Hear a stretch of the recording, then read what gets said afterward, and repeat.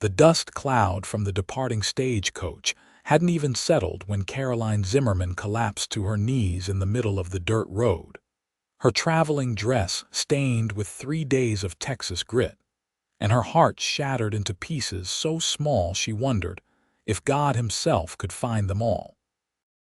She pressed her gloved hands against her face, not caring who saw her break down right there in front of the general store, the saloon, and every curious eye in Abilene, Texas, on this scorching afternoon in July of 1878.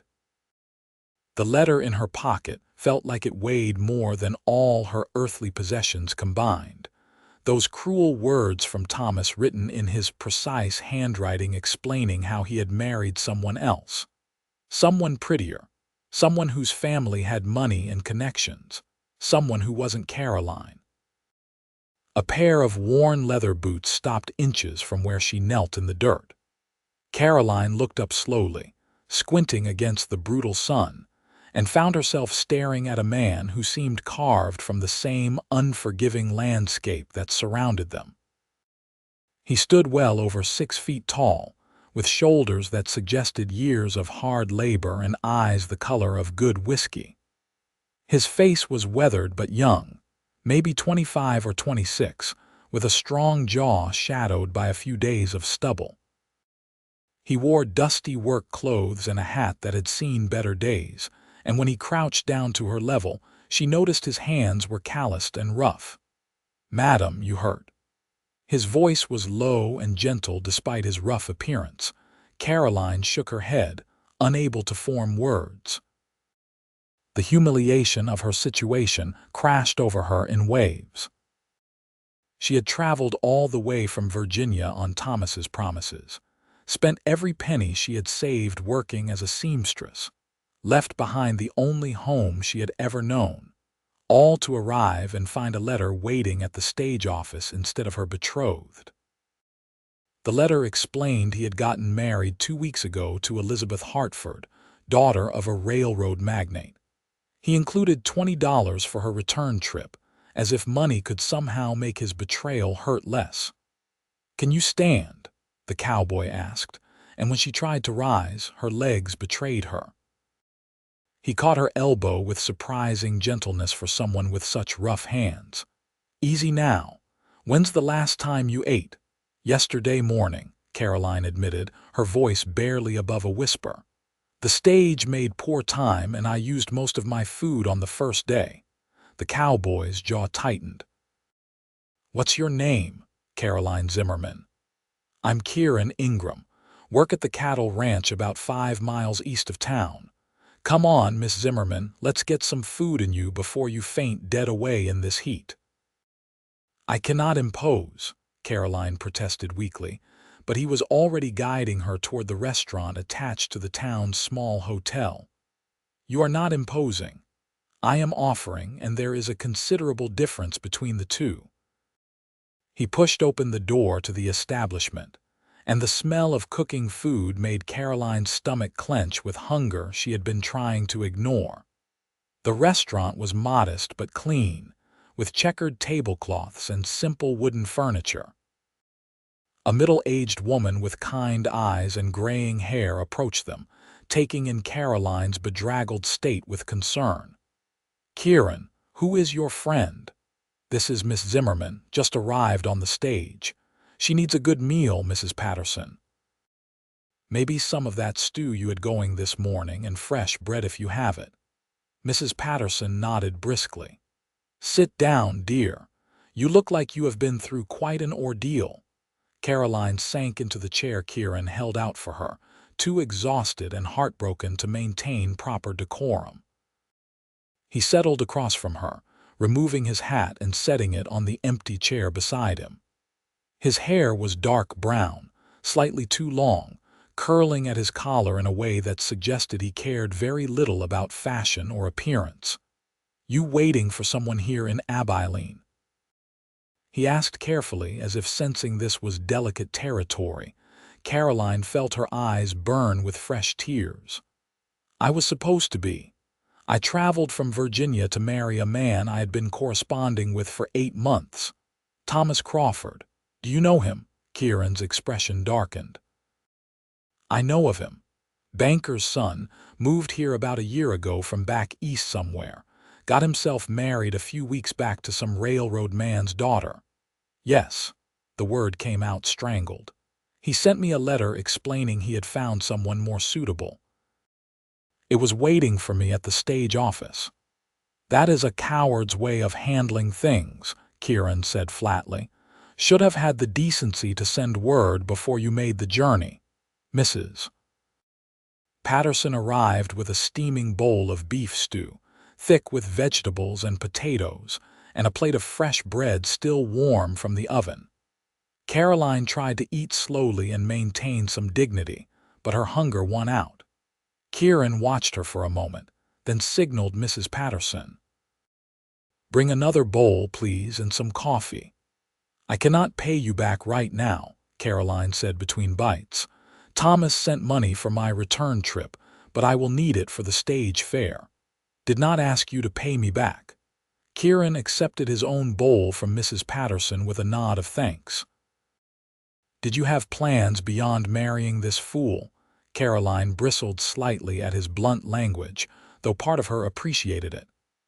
Thomas was not a fool. He simply made a practical decision. His letters said he wanted a partner to help him build a life here, but I suppose when someone better came along, someone who could offer him more advantages, he took that opportunity instead. He is still a fool, Kieran said firmly. Making promises he did not keep, letting you travel all this way alone, that is not the action of a man worth mourning. Perhaps. Caroline dabbed at her eyes with her napkin, trying to compose herself. Regardless, I find myself in quite a predicament. I suppose I will have to take the next stage back east, though I have no idea what I will do when I arrive. I gave up my position and my room to come here. Kieran was quiet for a moment, seeming to consider something. Can you cook? Caroline blinked at the unexpected question. Yes, I am a fair cook. I also sew quite well. I worked as a seamstress before I left Virginia. The ranch where I work, the Triple Creek, they have been looking for someone to help with domestic work. The foreman's wife, Rosa, she has been managing the cooking and cleaning for the main house and the bunkhouse both, and it is too much work for one woman. The owner, Mr. Donovan, he is a fair man. Pays decent wages, and there is a small cabin on the property that nobody is using. It needs some fixing up, but it is sound enough. Hope flickered in Caroline's chest, small and fragile. Why would you help me? You do not even know me. Kieran met her eyes directly. Because I know what it is like to need help and not have anyone offer it. Few years back, I was in a bad spot myself. Someone gave me a chance when they did not have to, and it made all the difference. Besides, he added, a hint of something warm entering his voice. Seems to me Abilene just lost a decent person if you go back east, and we do not have so many decent people here that we can afford to lose one. Caroline felt her throat tighten with emotion. I look terrible. My dress is ruined from the journey, my hair is a mess, and I feel like I have not properly bathed in a week. I am not at my best. You look like someone who just traveled halfway across the country on a stagecoach, which is exactly what you are. Kieran's expression softened. You have strength in you, Miss Zimmerman. That is what I see. The rest is just dust and temporary circumstances. Something about his words, delivered in that matter-of-fact tone, made Caroline feel seen in a way she had not expected. Not pitied, but acknowledged. Her situation was difficult, yes, but it was not the end of her story if she chose not to let it be. When could I meet this Mr. Donovan? She asked quietly. I am heading back to the ranch after I finish here. If you are feeling up to it, you could ride out with me. I have my horse, and we can rent another from the livery. I will cover the cost, he added quickly when she started to protest. You can pay me back from your wages once you are settled, if it matters that much to you. Caroline considered this. Every practical instinct told her not to ride off with a strange man to an unfamiliar ranch in a place she had never been. But those same practical instincts had told her Thomas was a good match, and look where that had gotten her. Sometimes, she realized, you had to trust your gut instead of your head, and her gut told her that Kieran Ingram, with his weathered face and gentle eyes, was someone she could trust. "All right," she agreed. "Thank you, Mr. Ingram. Your kindness means more than you know." "Kieran is fine," he said, finishing his stew. "Save the Mr. Ingram for when you are mad at me." Despite everything, Caroline found herself smiling slightly. "Very well. Kieran it is." They finished their meal in companionable silence, and Kieran settled the bill with Mrs. Patterson while Caroline used the restaurant's washroom to freshen up as best she could. She looked at herself in the small mirror above the wash basin and barely recognized the woman staring back. Her blonde hair, usually so carefully arranged, was falling out of its pins in messy strands. Her blue eyes looked huge in her face, ringed with shadows from poor sleep and recent tears. Her traveling dress, a dove gray she had thought so practical when she left Virginia, was creased and stained beyond immediate repair. She looked exactly like what she was, a woman whose life had just fallen apart, but she was still standing. That had to count for something. When she emerged, Kieran was waiting by the door, her small trunk already in his arms. "This everything you brought?" "Yes."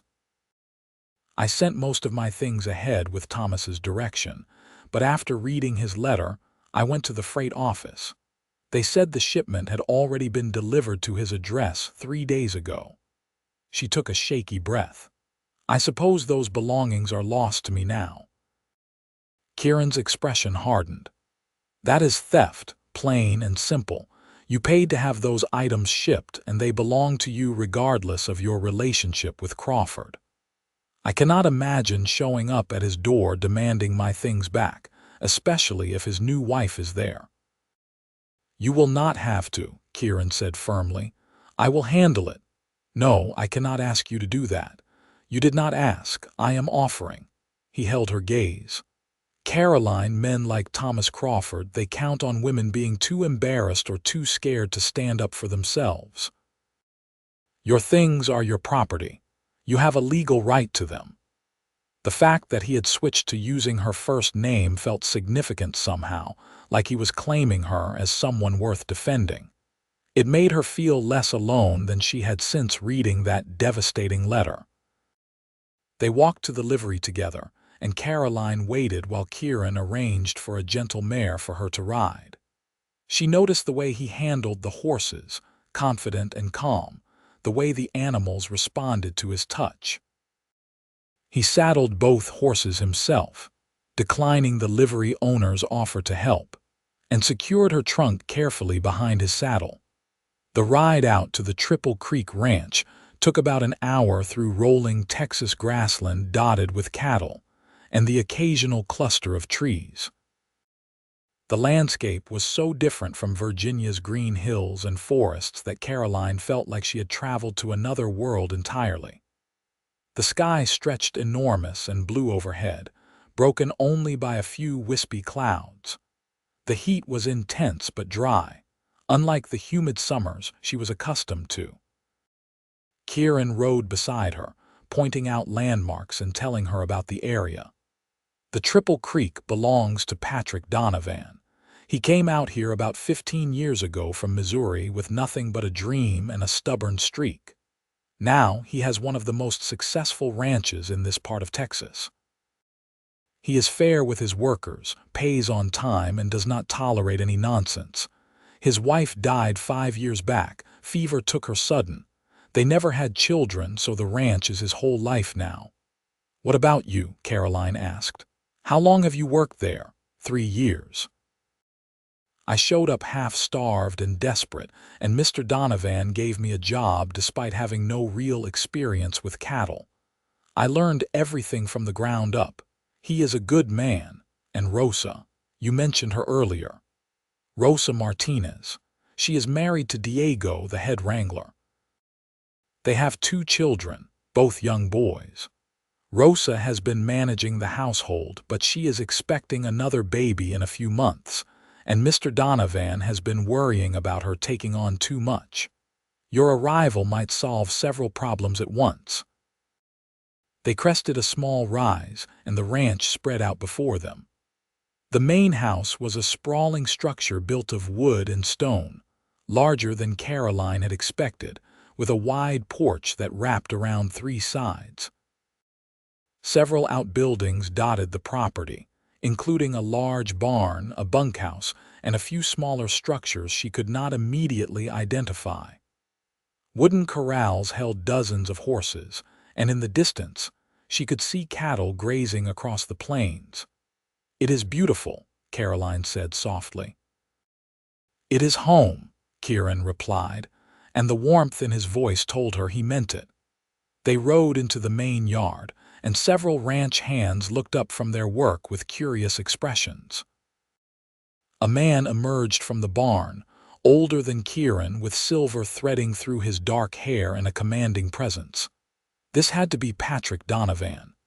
"Kieran, you are back earlier than I expected," Mr. Donovan called out, then noticed Caroline. His eyebrows rose. "And you brought company." Kieran dismounted and moved to help Caroline down from her horse. His hands were steady at her waist, and he set her gently on the ground before turning to his employer. "Mr. Donovan, this is Miss Caroline Zimmerman. She just arrived in Abilene from Virginia under difficult circumstances. I told her you have been looking for help with the household, and she is an experienced cook and seamstress." Patrick Donovan's sharp eyes assessed Caroline, but his expression was kind.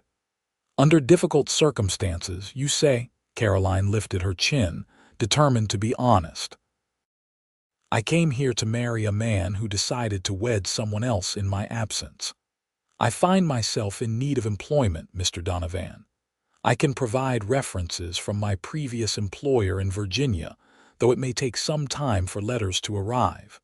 I am a hard worker, I promise you that."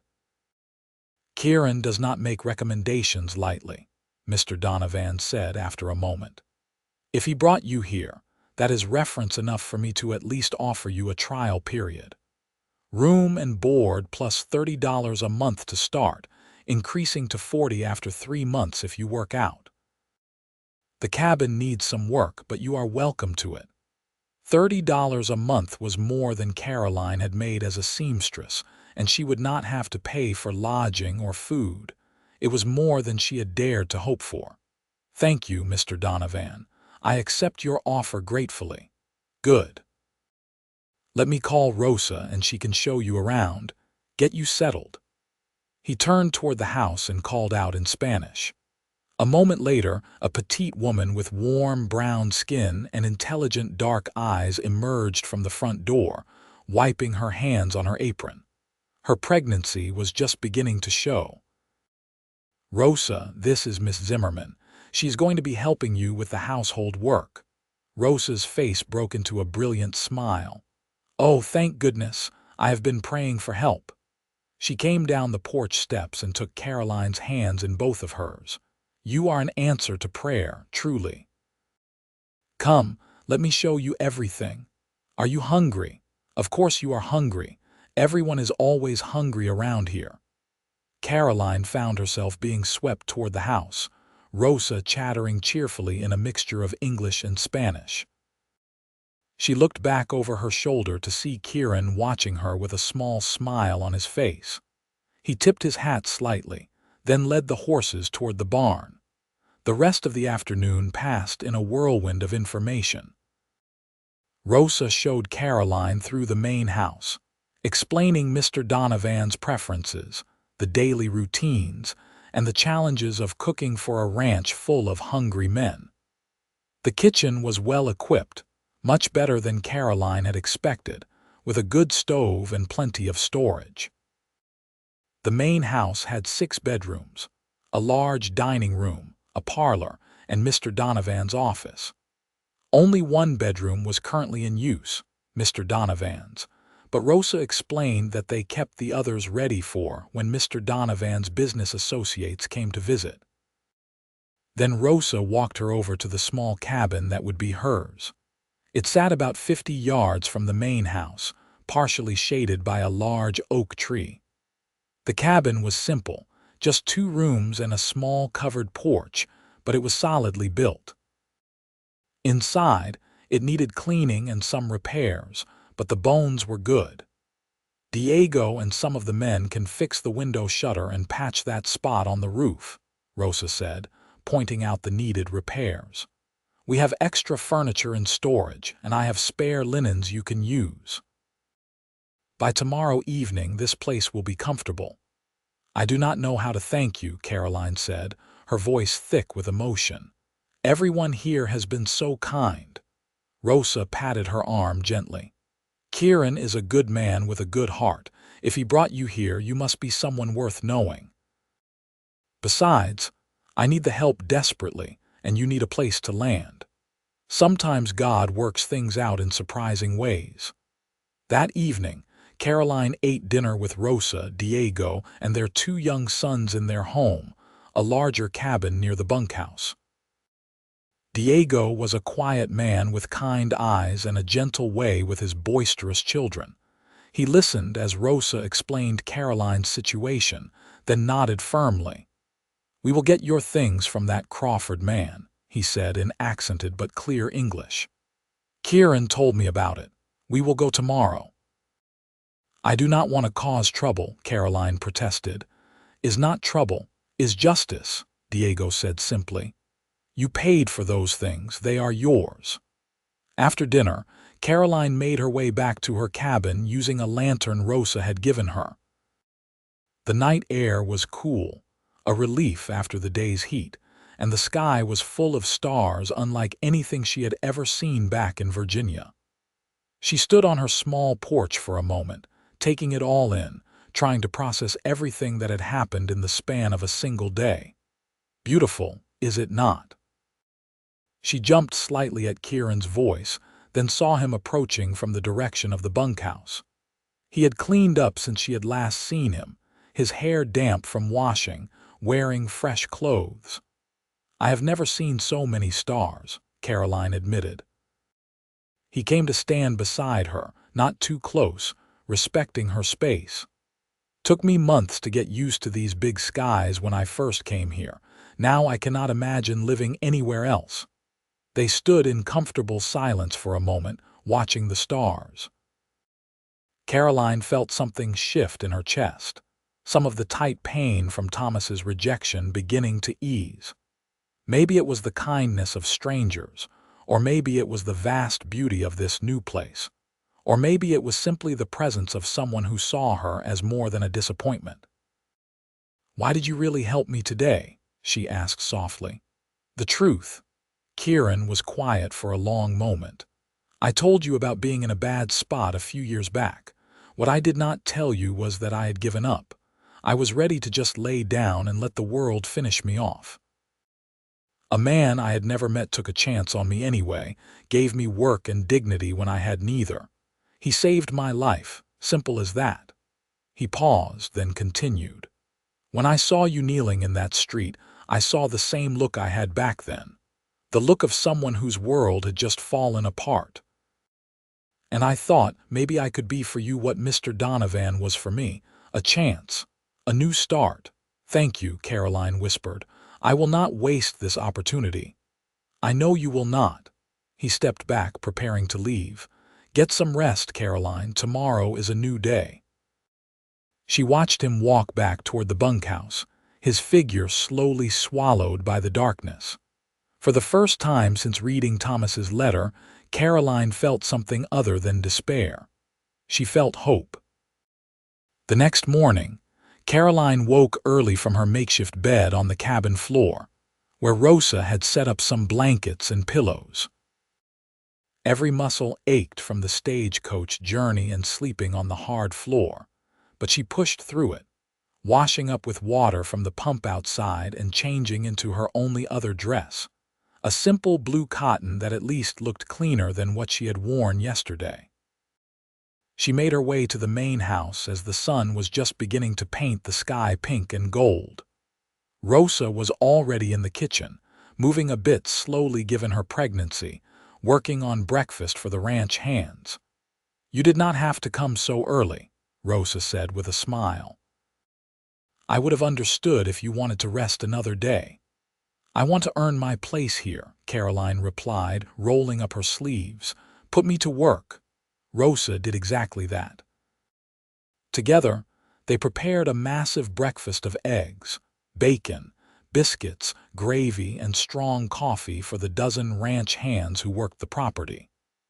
Caroline found a rhythm in the familiar work, her hands remembering skills she had watched her mother use years ago. When the men began filing into the dining hall attached to the kitchen, she helped Rosa serve the food, trying not to let their curious stares make her uncomfortable. Kieran was among them, and when she set a plate in front of him, he gave her a small nod that somehow made her feel steadier. "Thank you, Miss Zimmerman." The formality was for the benefit of the other men, she realized, maintaining proper appearances. She appreciated that. After breakfast, while Caroline was helping Rosa with the dishes, Diego appeared in the kitchen doorway with Kieran beside him. "We are going into town now," Diego announced.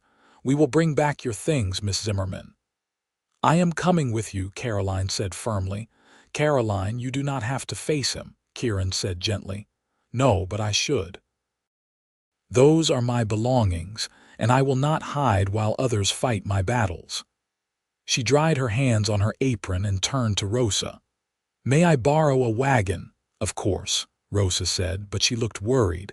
"Just be careful. Men like that Crawford, they do not like being challenged." The three of them rode into Abilene in one of the ranch wagons, with Kieran driving and Caroline sitting between him and Diego. The ride felt shorter this time, maybe because Caroline was dreading the destination. Thomas's house was on the nicer side of town, a white two-story with black shutters and a neat garden. The sight of it made Caroline's stomach twist. She had imagined living there, making it a home, building a life within those walls. Kieran helped her down from the wagon, his hand steadying at her elbow. "You do not have to do this," he said quietly. "Yes, I do," she replied, squaring her shoulders. They walked up to the front door together, and Caroline knocked firmly before her courage could fail her. A few moments later, the door opened to reveal a pretty young woman with dark hair and fine clothes. This had to be Elizabeth Hartford Crawford. "May I help you?" Elizabeth asked with the polite confusion of someone encountering strangers. "My name is Caroline Zimmerman. I believe my belongings were delivered here by mistake. I have come to collect them." Recognition and discomfort flashed across Elizabeth's face. "Oh, I see. Thomas mentioned something about a misunderstanding." "It was not a misunderstanding," Caroline said evenly. "Your husband made promises to me that he chose not to keep, which is his right. But my property belongs to me and I need it back." "Elizabeth, who is at the door?" A male voice called from inside the house, and then Thomas appeared behind his wife. He was exactly as his photographs had suggested. Handsome, well-dressed, with the soft hands of a man who had never done hard labor. When he saw Caroline, his face went pale. "Caroline, I did not expect you to actually come after receiving my letter." "Clearly," Caroline said dryly. "I want my things, Thomas. The crates that were delivered here 3 days ago. Now see here, those items were sent to my address, which makes them stolen property if you do not return them," Kieran interrupted, his voice hard. "Miss Zimmerman paid for those items to be shipped. They belong to her. You can return them now, or we can involve the sheriff and make this official." Thomas's eyes narrowed as he took in Kieran's rough work clothes and weathered appearance. "And who are you exactly?" "Someone who does not take kindly to men who mistreat women," Kieran replied flatly. "Now, are you going to return Miss Zimmerman's property, Or do we need to have a longer conversation? Something in Kieran's tone made it clear that a longer conversation would not go well for Thomas. The banker's son seemed to recognize this because his bluster deflated. Fine. The crates are in the storage room. I will have them brought out.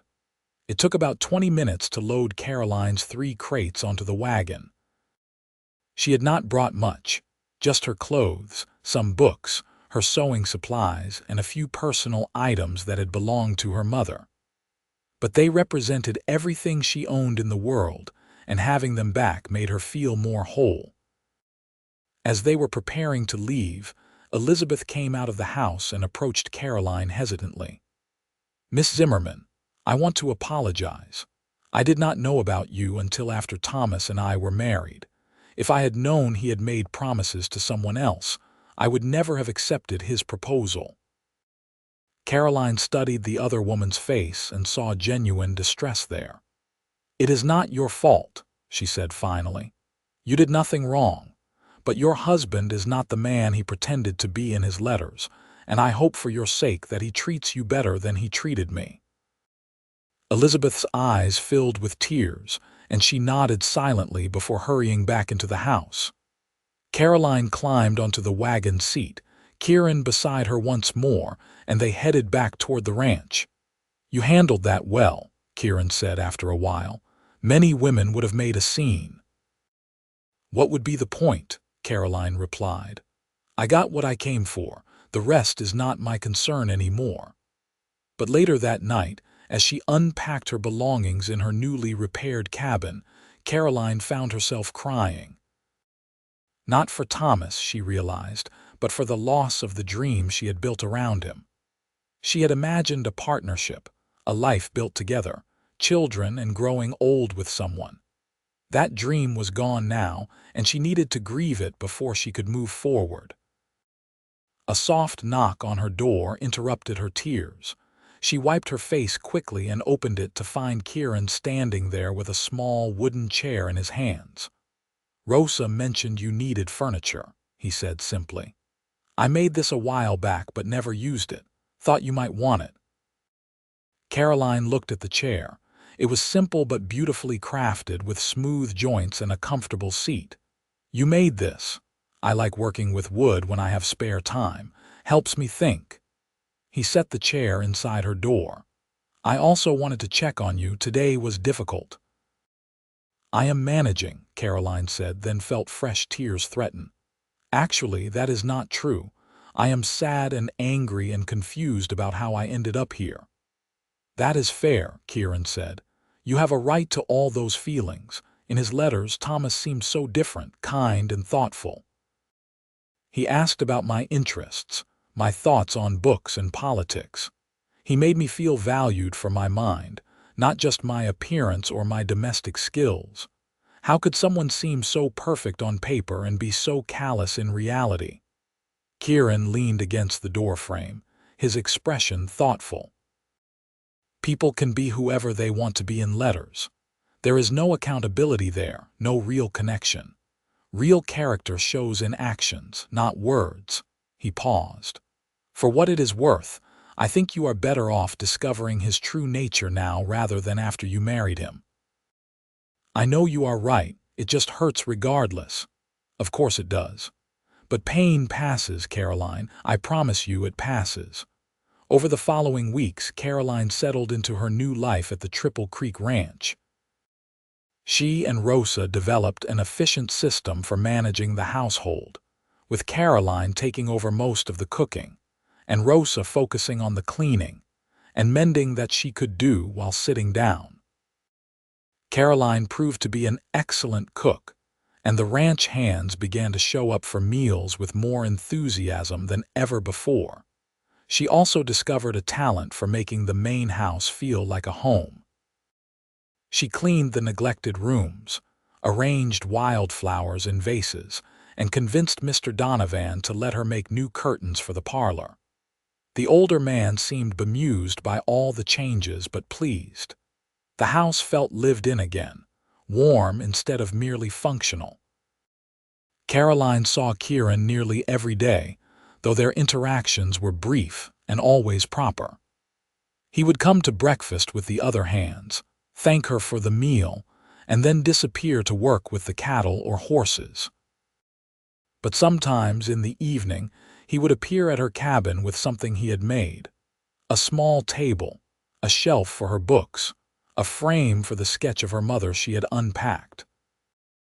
"You are going to furnish my entire cabin at this rate," Caroline said one evening, accepting a beautiful wooden box he had made for her sewing supplies. "I like making things," Kieran said with a slight smile. "And you need things. It works out. Why are you not married?" Caroline asked suddenly, then blushed. "I apologize, that was too personal. It is all right." Kieran settled onto her porch step, and after a moment, Caroline sat beside him. "I have not had time for courting, honestly. The ranch keeps me busy, and the women in Abilene are not exactly lining up to walk out with a ranch hand who spends his days covered in dust and smelling like cattle." "I think you underestimate yourself," Caroline said softly. Kieran turned to look at her, and the intensity in his eyes made her breath catch. "Do I?" The moment stretched between them, charged with something Caroline was almost afraid to name. Then Kieran stood abruptly. "I should let you rest. Good night, Caroline." He walked away quickly, leaving Caroline sitting on her porch with her heart beating strangely fast. As summer deepened into August, Caroline found herself thinking about Kieran more than she knew she should. She noticed things about him: the way he was always gentle with the horses, how he helped Rosa's young sons learn to rope fence posts, the patience he showed when teaching newer ranch hands their duties.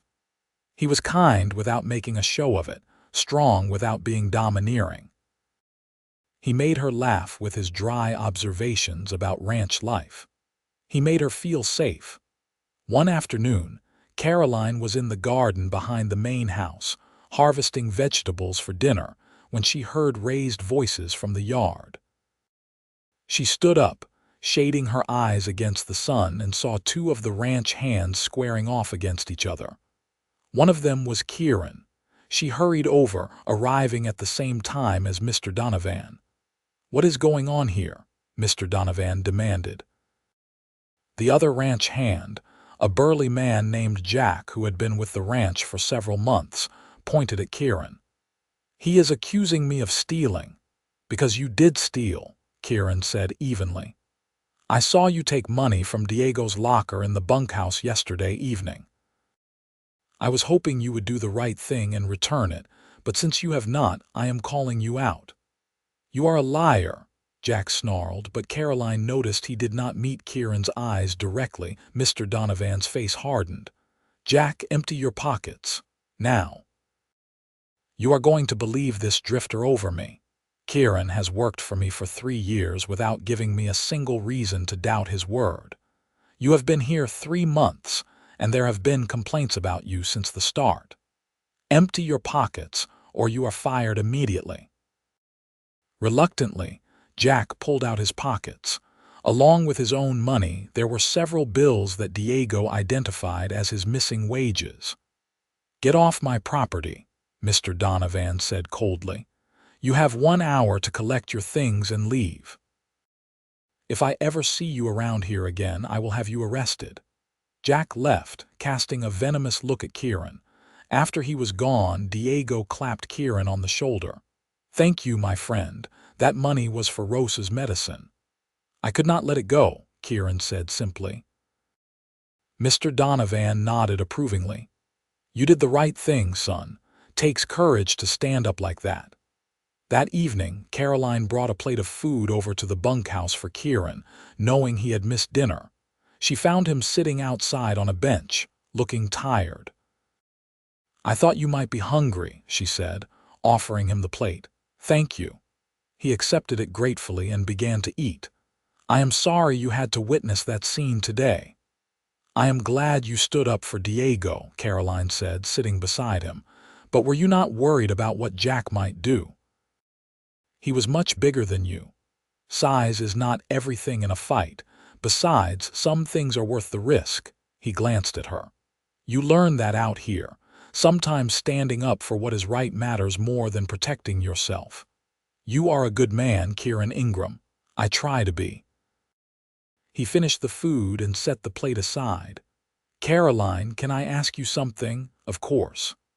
"That man, Thomas Crawford, do you still love him?" The question caught her off guard.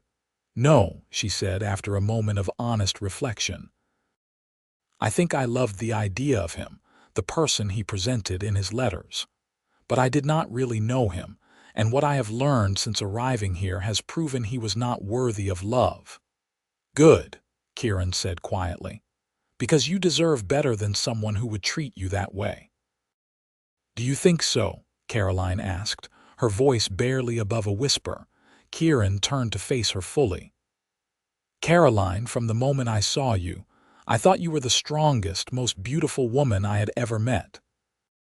You were broken and exhausted, kneeling in the dirt, and all I could think was that any man foolish enough to let you go did not deserve you in the first place." Caroline's breath caught. "Kieran, let me finish," he said gently. "I know it has not been long. I know you came here for another man, and I know I am just a ranch hand with calloused hands and no fancy education. But I need you to know that I care about you. More than I probably should, given the circumstances. And if you ever want more than friendship, if you ever think you could care for someone like me, I would count myself the luckiest man in Texas." Caroline's eyes filled with tears, but these were different from the tears she had cried over Thomas. "I already care for you," she admitted. "I have been trying not to because I thought it was too soon, that I was being foolish again. But every time you bring me something you have made, every time you smile at me across the dinner table, every time you go out of your way to make my life easier, I care about you more." Kieran reached out slowly, giving her time to pull away if she wanted to, and cupped her face gently with his calloused hand. "You are not foolish, Caroline. You have one of the finest minds I have ever encountered. And you are beautiful, truly beautiful, not despite what you have been through, but because of how you have handled it with grace and strength." "I do not feel beautiful," she whispered. "Thomas made me feel like I was not enough." "Then Thomas was blind," Kieran said firmly. "You are everything, Caroline. Everything that matters." He leaned in slowly, and Caroline closed the distance between them, pressing her lips to his in a kiss that felt like coming home. It was gentle and sweet, full of promise and new beginnings. When they pulled apart, both of them were smiling. "This is unexpected," Caroline said, a bit breathlessly. "The best things usually are," Kieran replied. From that night forward, their relationship deepened in small, meaningful ways. Kieran would walk Caroline back to her cabin after dinner, and they would sit on her porch talking for hours about everything and nothing. He told her about his childhood in Kansas, about losing his parents to cholera when he was 18 and drifting for years, before finding his place at the Triple Creek. She told him about Virginia, about her mother dying when she was young and being raised by an aunt who was kind but distant, about her dreams of having a family of her own someday. "I always wanted children," Caroline admitted one night, watching the stars. "At least 4 or 5. A full house with love and laughter." "That is a good dream," Kieran said softly. "I want that too. Never thought I would have it, honestly, but I want it." The unspoken possibility hung between them. Maybe they could have that dream together. In September, Rosa had her baby, a healthy girl they named Sophia. Caroline helped during the birth, supporting Rosa through her labor and feeling a deep sense of satisfaction when she placed the squalling infant in her mother's arms. Watching Diego cradle his new daughter with tears in his eyes, seeing the love between the couple so evident, Caroline felt a pang of longing for that kind of partnership. Later, she found Kieran waiting outside the Martinez cabin, pacing anxiously even though it was not his child being born. Rosa and the baby are both fine, Caroline assured him. Thank God, he said, visibly relieved. Diego is a good friend. I could not bear if anything happened to them. You care deeply about people, Caroline observed. It is one of the things I love about you. She said it casually, but Kieran froze. What did you say? Caroline realized what she had admitted and felt her cheeks warm. I said it is one of the things I love about you. Kieran crossed the distance between them in 2 long strides and kissed her thoroughly, right there where anyone could see. When he pulled back, his eyes were blazing with emotion. I love you too, Caroline Zimmerman. I have loved you since you agreed to let me help you that first day. I love your courage and your kindness and the way you make everything better just by being part of it. Kieran, we should be practical, Caroline said, even as her heart soared. We have known each other for less than 3 months. I do not care about practical, he said fiercely. I care about you. I care about building a life with you. I care about waking up beside you every morning and falling asleep knowing you are there every night. I care about giving you those children you want and making you happy for the rest of our lives. Marry me, Caroline, please. Yes, she said, laughing and crying at the same time. Yes, of course, yes. He picked her up and spun her around, both of them grinning like fools. When he set her down, they were both breathless and giddy with happiness. They married 3 weeks later in the Abilene church, with Rosa and Diego standing up for them, and Mr. Donovan giving Caroline away since she had no family present. Caroline wore a dress she had made herself from fabric Rosa helped her choose in town, a soft cream color with blue accents. She had never felt more beautiful than when she saw Kieran's face as she walked down the aisle toward him. The ceremony was simple but heartfelt, and when the preacher pronounced them husband and wife, Kieran kissed her with such tenderness that Caroline forgot anyone else was in the room. They celebrated afterward with a dinner at the ranch, everyone from the Triple Creek joining together to wish them well. That night, they moved Caroline's belongings from her cabin to Kieran's larger room in a small house he had been working on building on the edge of the ranch property, a project Mr. Donovan had approved enthusiastically when he learned of their engagement. It was not completely finished yet, but it had a solid roof, a bedroom, and a combined living area and kitchen. Kieran had been working on it every spare moment, determined to have a proper home for his wife. It is not much yet, Kieran said as he carried Caroline over the threshold. But I will add on to it as we need more room. Maybe in a year or 2 we will need a nursery. It is perfect, Caroline said honestly. Everything I need is right here. She took his face in her hands and kissed him. You made me feel beautiful again, Kieran.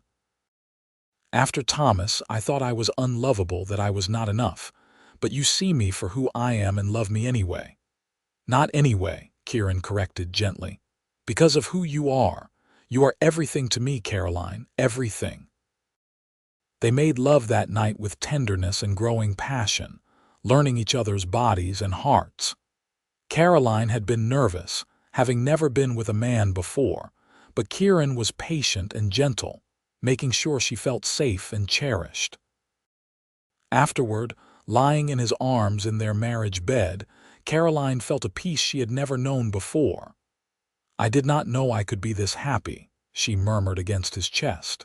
Get used to it, Kieran said, pressing a kiss to her forehead. I plan to spend the rest of my life making you happy.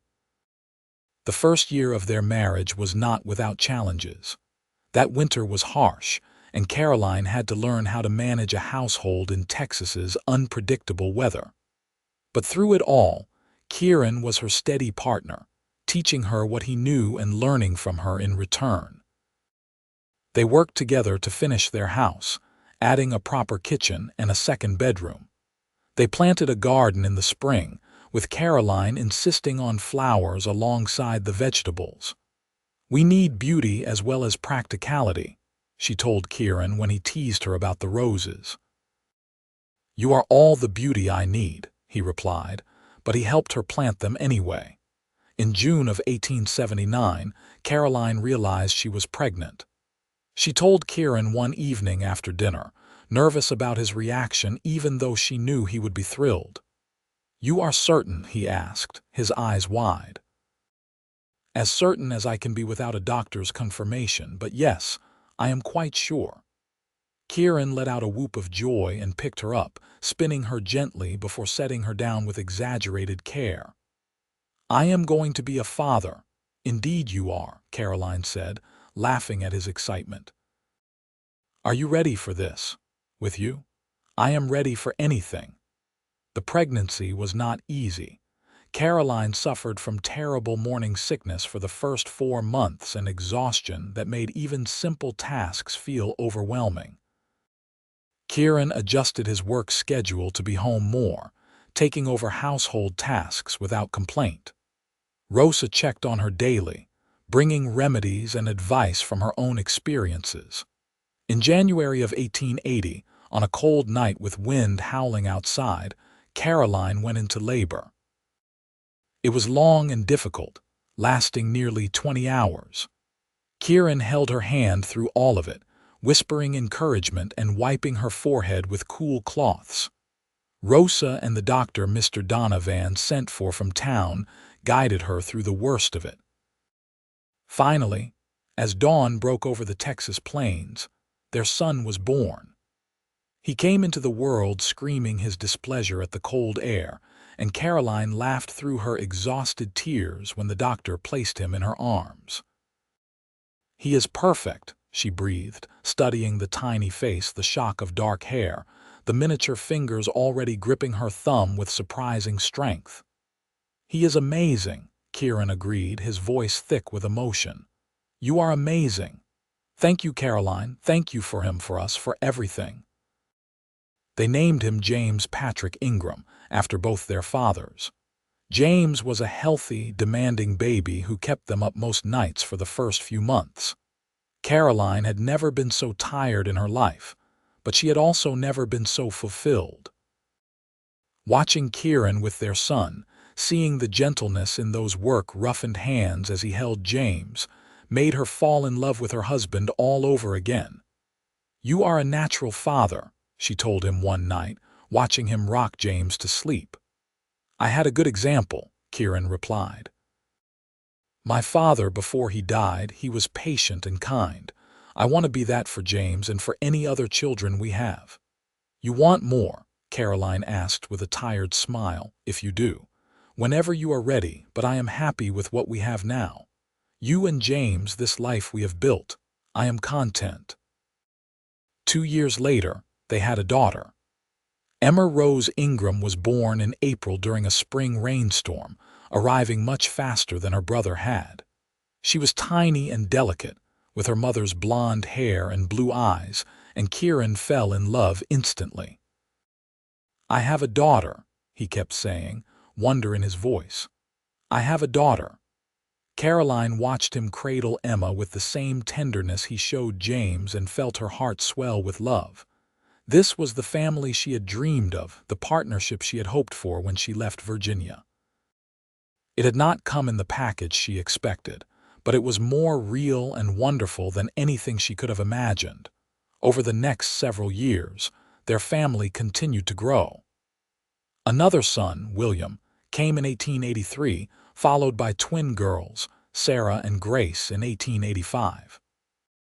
Their house expanded with their family, Kieran adding rooms with help from Diego and some of the other ranch hands. What had started as a small structure became a sprawling home full of noise and love and constant activity.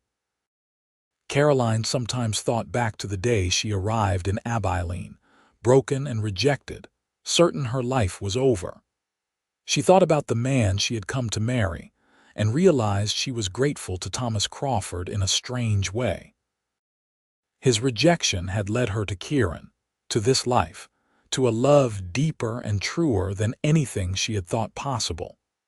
One evening in the summer of 1886, Caroline sat on the porch of their now large house, watching the sunset paint the sky in brilliant oranges and pinks. Kieran sat beside her, their youngest children playing in the yard while the older ones helped with evening chores. James, now 6 years old, was helping his father with small tasks around the ranch, already showing signs of becoming as steady and kind as Kieran.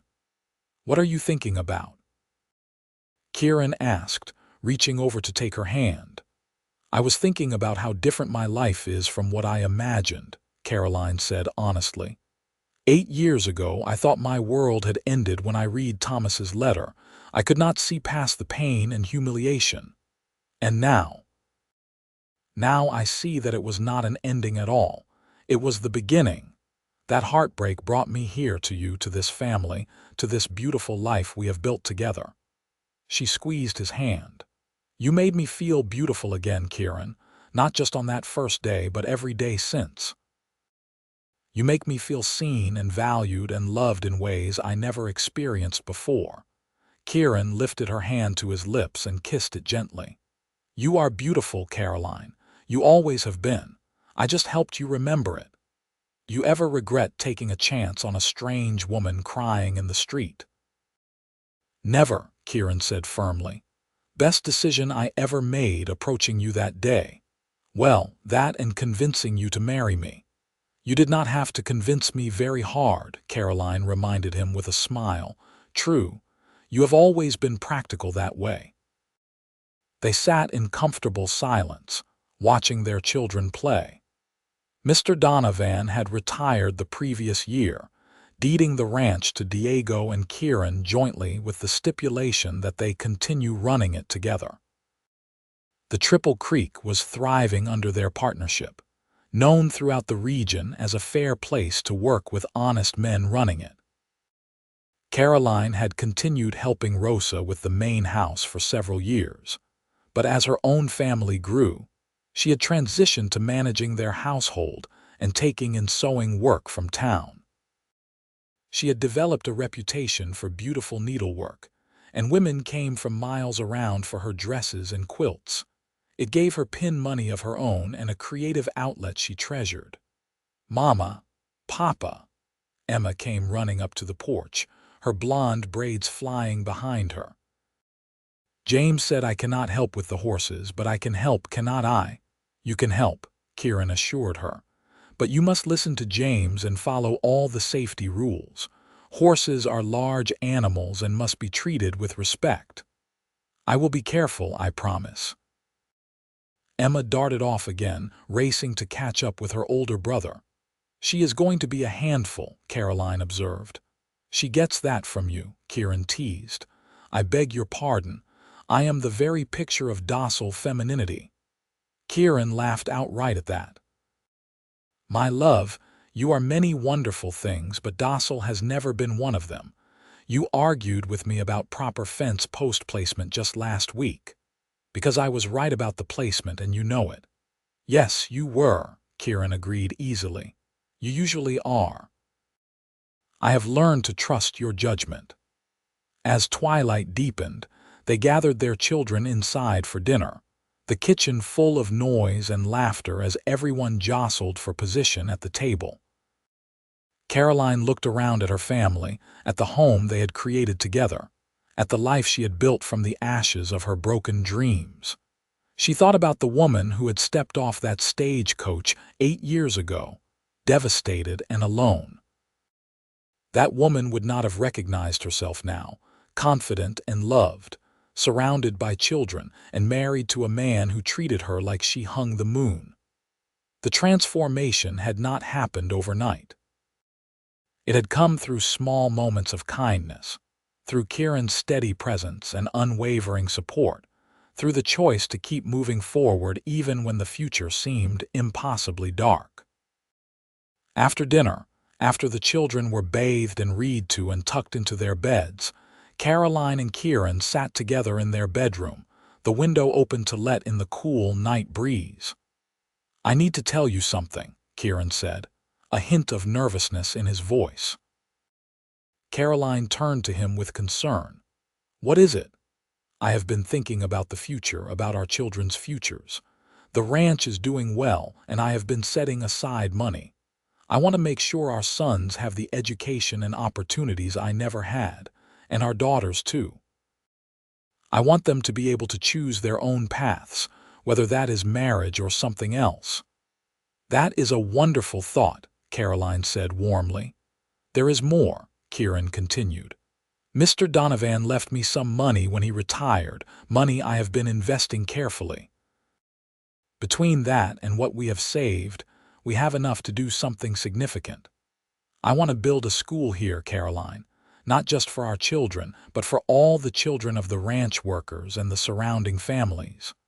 A proper school with a real teacher, books, everything they need." Caroline felt tears spring to her eyes. "Kieran, that is a beautiful idea. I want our children to have chances, to see possibilities beyond just ranching if that is what they want, and I want to give that same opportunity to others. Will you help me? You have such a good mind for planning and organization. I need your help to make this happen." "Of course I will help," Caroline said, kissing him softly. "We will build it together just like we have built everything else." Over the next 2 years, they made that dream a reality. With help from Diego and Rosa, and contributions from other ranchers in the area who saw the value in educating their children, they built a small but solid schoolhouse about halfway between the Triple Creek and Abilene. They hired a teacher from Kansas, a young woman named Miss Thompson, who brought with her a passion for education and a trunk full of books. The school opened in the fall of 1888 with 15 students, including James and Emma. Caroline helped organize the curriculum and served on the small school board. Watching her children learn to read and write and figure sums filled her with a satisfaction that rivaled even the joy of motherhood. In 1890, they had one more child, another son they named after Kieran. Little Kieran was born during a spectacular thunderstorm, arriving so fast that the doctor barely made it in time. He was a robust baby with his father's coloring and his mother's determination. "I think this one might be our last," Caroline said, holding the newborn while their other children crowded around to meet their new brother. "Whatever you want," Kieran assured her. "You have given me more than I ever dreamed of having." "We gave each other this," Caroline corrected. "This family, this life, we built it together." As the century drew to a close, the Triple Creek Ranch was known as one of the finest operations in that part of Texas. More importantly, it was known as a place where people were treated fairly, where families could thrive, where there was opportunity for those willing to work hard. Much of that reputation came from the partnership between Kieran and Diego, but Caroline's influence was evident too, in the way the ranch took care of its workers' families, in the school that was now teaching 30 children, in the sense of community that had developed. Caroline remained close with Rosa, the two women now in their 40s and watching their respective children grow into young adults. They often sat together while their hands worked on sewing or knitting, talking about their lives, their families, their dreams for the future. "Do you ever think about that man you came here to marry?" Rosa asked one day. Caroline considered the question. "Sometimes," she admitted, "but only in the sense that I am grateful things worked out the way they did. I heard he and his wife moved back east a few years ago. I hope they are happy, truly. His rejection was the best thing that ever happened to me, even though it did not feel like it at the time." "God works in mysterious ways," Rosa said with a smile. "He brought you here for Kieran, and he brought Kieran you." "I used to think I needed to be chosen, that my value came from someone wanting me," Caroline reflected. "Thomas not choosing me made me feel worthless. But Kieran taught me that I was always valuable, always worthy. He did not make me beautiful or strong or capable. He just helped me see that I was those things all along." In 1895, James left home to attend university in Austin, the first of their children to pursue higher education. It was bittersweet for Caroline, watching her eldest child venture out into the world, but she was proud too. He wanted to study agriculture and business, planning to return to the ranch with knowledge that could help it continue to prosper. Emma followed 2 years later, though her path was different. She wanted to be a teacher, inspired by Miss Thompson and the school her parents had built. She attended a teaching college in San Antonio, writing home regularly with stories of her studies and experiences. As their older children left, Caroline and Kieran found themselves adjusting to a quieter house. They still had William and the twins and young Kieran at home, but the dynamics were shifting.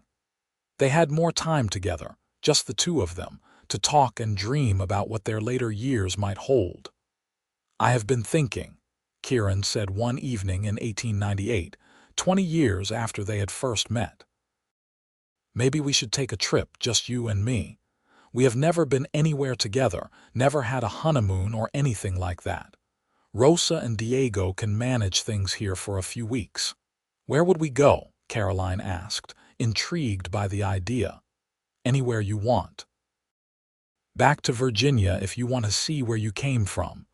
Or we could go to San Francisco, see the ocean. Or up to Colorado, see the mountains.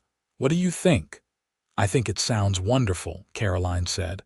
"Let me think about where I want to go." In the end, they chose to go north to Colorado, wanting to see landscape completely different from the Texas plains they knew so well. They took the train, a luxury that still felt novel and exciting, and spent 3 weeks exploring Denver and the surrounding mountains. It was like a second honeymoon, this time without the nervousness of newlyweds but with the deep comfort of two people who knew each other completely. Standing on a mountain peak, looking out over vistas that seemed to stretch forever, Caroline leaned into Kieran's embrace and felt the accumulated weight of 2 decades of love and partnership between them. "You remember what you said to me that first day?" she asked. "When I was kneeling in the street, I asked if you were hurt," Kieran recalled. "And I was hurt, just not in the way you meant. But you saw me, Kieran. You saw past the dust and tears and saw someone worth helping, worth knowing. No one had ever looked at me that way before." "I saw you," Kieran agreed. "And I knew in that moment that you were going to change my life. I did not know how, but I knew it with absolute certainty. I hope I have changed it for the better."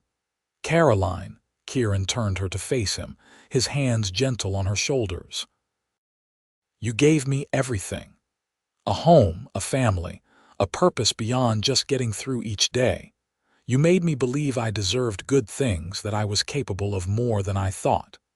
You have been my partner, my love, my best friend for 20 years, and I love you more now than I did the day we married." "I love you too," Caroline whispered, "with everything I am." They returned to the ranch refreshed and closer than ever, ready to face whatever the future held. Their children continued to grow and find their own paths. James graduated and returned to help run the ranch. Emma got her teaching certificate and came back to teach at the school her parents had built. William decided he wanted to study medicine. The twins, now nearly grown, were showing interest in business and had plans to open a store in Abilene. Young Kieran, everyone agreed, was going to be a rancher through and through, already more comfortable with horses than most adults. As the new century dawned in 1900, Caroline and Kieran found themselves grandparents. James had married a sweet young woman from Abilene, and their first child, a daughter, was born in March. Holding her granddaughter for the first time, Caroline was overwhelmed with emotion. "We did this," she said to Kieran later, the two of them alone. "From that moment in the street to this, we built something beautiful and lasting.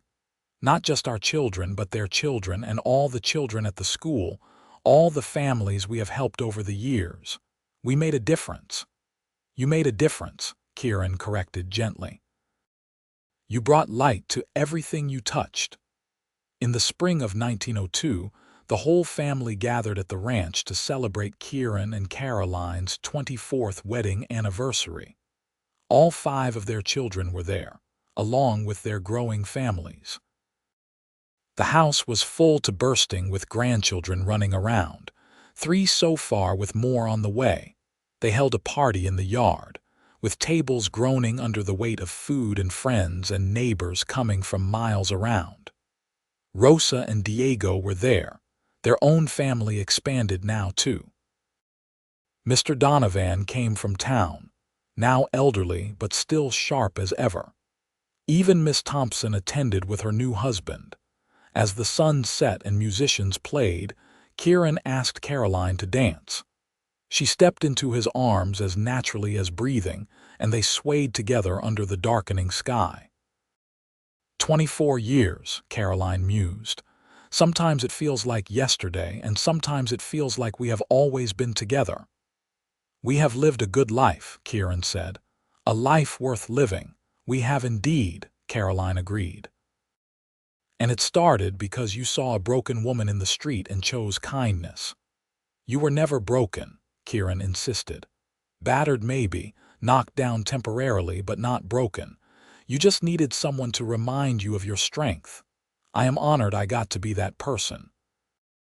They danced as the stars came out one by one, surrounded by the family they had built together, on the land they had made home. Caroline thought about the girl who had stepped off that stagecoach so long ago, devastated and alone, and marveled at how far she had come. Thomas Crawford's rejection had felt like the end of her world. In reality, it had been the beginning of her real life, the life she was meant to live. It had brought her to Kieran, to Texas, to a love story more powerful and true than any she could have imagined in those desperate days, when she thought she was unworthy and unlovable. Kieran had made her feel beautiful again, but more than that, he had helped her understand that beauty came from within, from strength and resilience and the capacity to love and be loved. She had always been beautiful, always been worthy. She had just needed someone who could see it and reflect it back to her, until she could see it herself. As the party wound down and their children began gathering up sleepy grandchildren to take home, Caroline stood with Kieran on their porch, looking out over the ranch they had built together, over the life they had created from nothing but determination and love. "Are you happy?" Kieran asked, though he surely knew the answer. Deliriously, Caroline said. "Completely. Utterly. I have everything I ever wanted and things I did not even know I could want. I have you." "Always," Kieran promised. "For as long as we both shall live, you have me."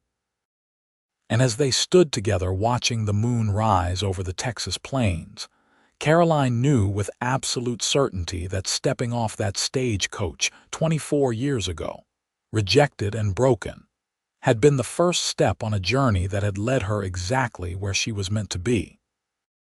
In the arms of a cowboy who saw her worth when she could not see it herself, who loved her not despite her scars, but because of the strength those scars represented. Their love story had begun in pain, but had blossomed into something beautiful and lasting, proof that endings could also be beginnings, and that sometimes the worst moments of our lives lead us directly to the best ones. Caroline Zimmerman Ingram had found her happily ever after, not in the package she expected, but in something infinitely better, something real and true, and worth every moment of the journey it took to get there.